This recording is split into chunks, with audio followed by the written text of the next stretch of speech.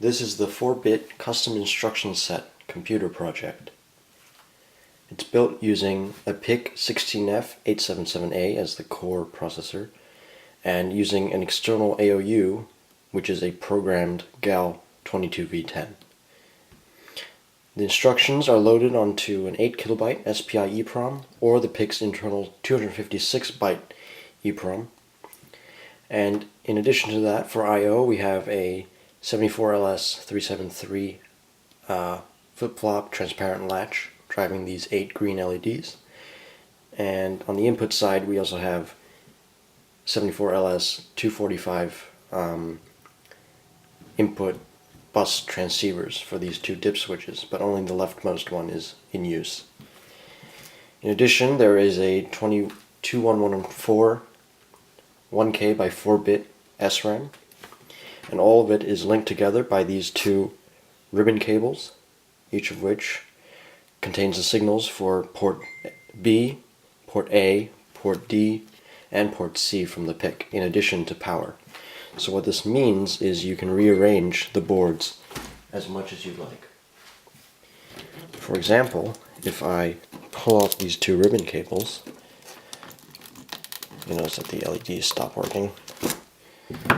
And I can remove this input board, pop this output board. Pop this output board in place, and now you can see that I've moved the output here and it's still working. So right now it's running code from the PIC's internal EEPROM. You can tell because when I remove the external EEPROM, the counter is still working. So the external EEPROM is not being used at all. So I can easily switch to the external EEPROM by inserting a jumper onto input pin E1 of the PIC, as shown here. And then resetting the PIC. And now the code that's loaded on the EEPROM is also a counter, but it counts by 2.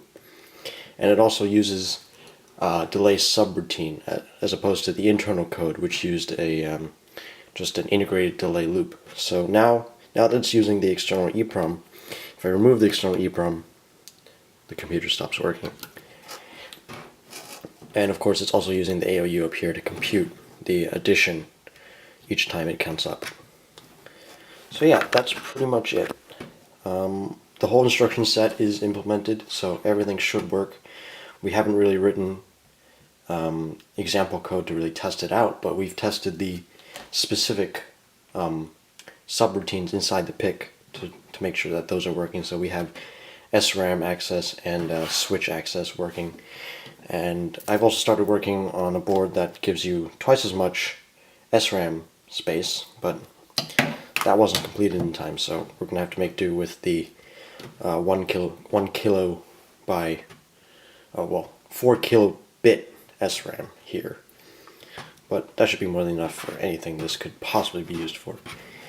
In addition, you could attach, in theory, attach more output boards using a decoder and latches, because it does have an address output for the output as well as the input buses. So it should work just fine.